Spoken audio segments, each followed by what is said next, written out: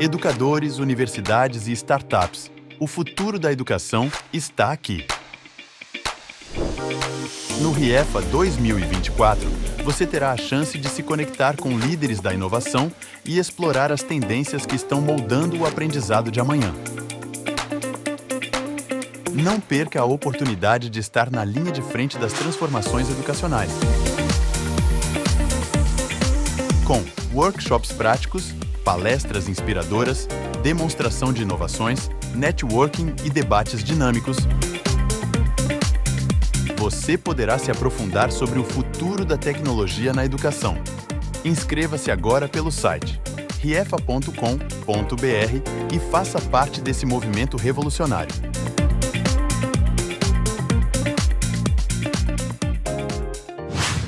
Ou seja, o que ela está querendo nos trazer aqui é muito parecido com as metodologias ativas apresentadas pelo professor Ulisses nos seus projetos, porque ela está dizendo o seguinte: há de haver consciência dos alunos do que estão estudando.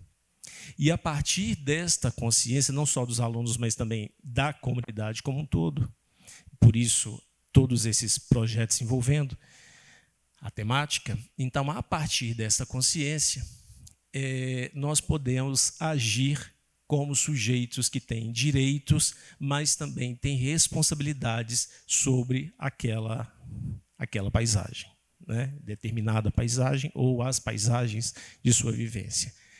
Bom, aqui reside muito, dentro dessa frase, a ideia de paisagem da CEP, do Conselho Europeu da Paisagem. É aqui que está a ideia principal.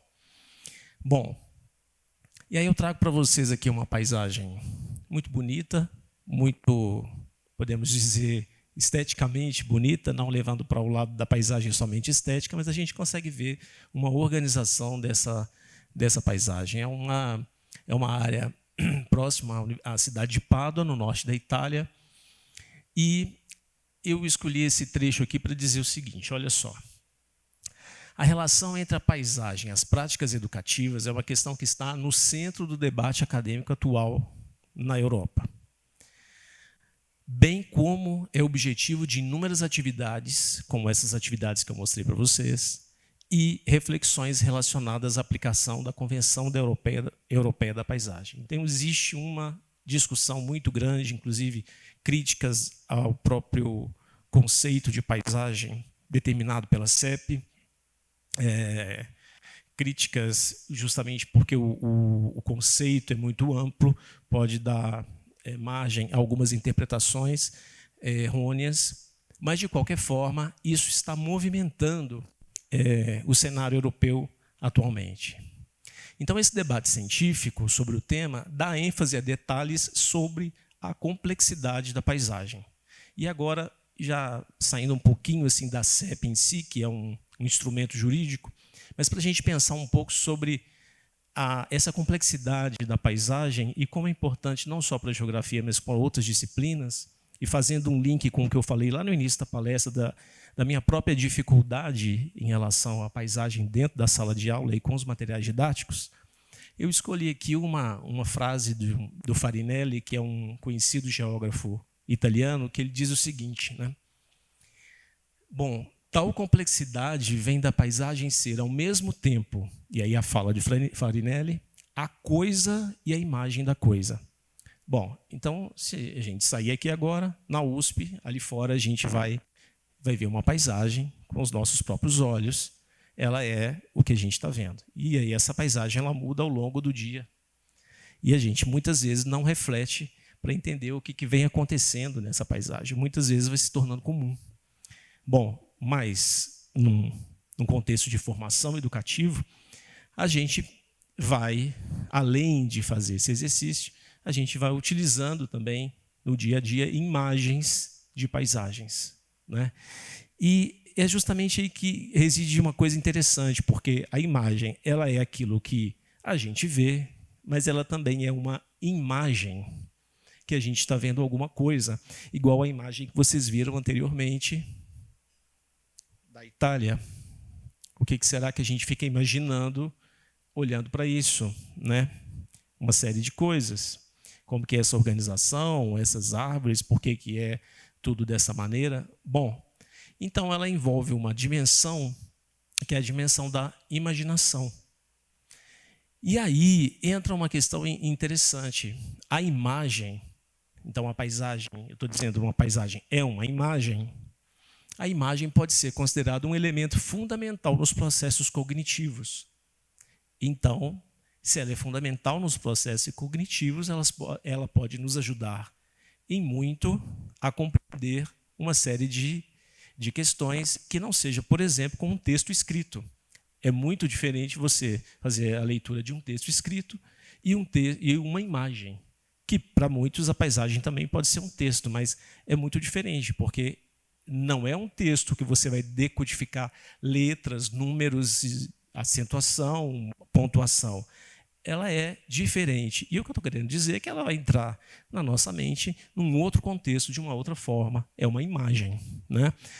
E especialmente dentro de contextos da percepção, porque vai envolver isso, você está dentro da imagem, ou então você está vendo uma imagem, você pode se recordar de momentos que você já viveu ou já viu coisas muito parecidas, então envolve a percepção emocional, a memória, o pensamento e a aprendizagem visual.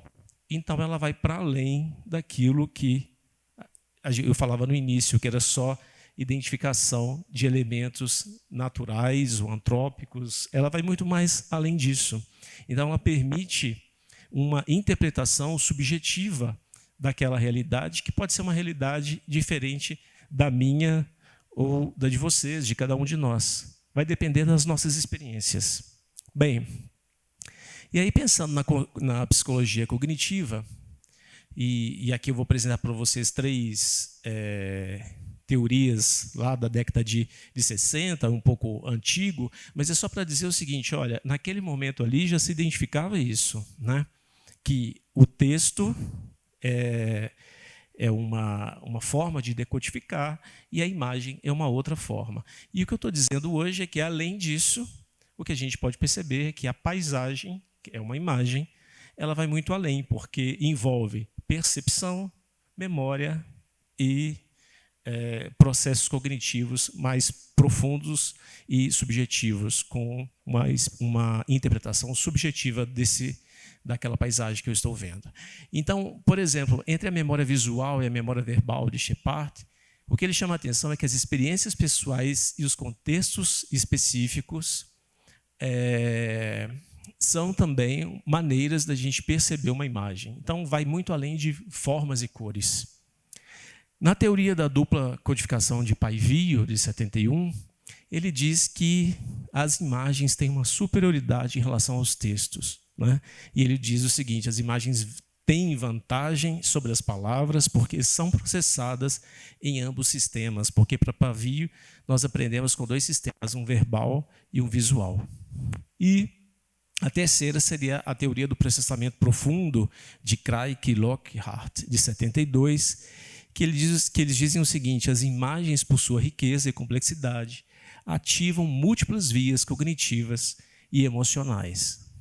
Bom, aí, preparando essa apresentação, me recordei de um texto, dos poucos na geografia, da professora Lana Cavalcante e do professor Matheus Pires, que eles vão discutir um pouco sobre eles apresentam nesse artigo uma parte da pesquisa de doutorado do professor Matheus sobre linguagem imagética e a geografia. E aí eles dizem o seguinte, um determinado trecho que tem uma relação direta com isso. As imagens são construções culturais que possibilitam representar visualmente aspectos e fenômenos do mundo, logo adentram ao campo do simbólico, da imaginação, do pensamento e da elaboração de conceitos. Por isso, são instrumentos importantes para a ciência e, em especial, para a geografia. Então, é bem interessante, porque o que eu estou tentando fazer aqui é uma ligação com aquilo que a CEP, o Conselho Europeu, nos diz sobre a questão da paisagem, por que na Europa esse incentivo a tantos projetos relacionados a isso, e que também nós já identificamos, obviamente, e há mais tempo, mas nós estamos adentrando um pouco nas interrogações sobre o papel das imagens na geografia. E esse aqui é um dos exemplos. Bom, então a paisagem na psicologia cognitiva é como uma imagem percebida. Se é uma imagem percebida, é mais que uma imagem visual. Envolve interpretação e atribuição de significado pelos observadores. Então, é aquilo que eu disse, é muito diferente da interpretação de uma imagem em si, que não me faz sentido, que não me permite ter essa análise subjetiva da paisagem.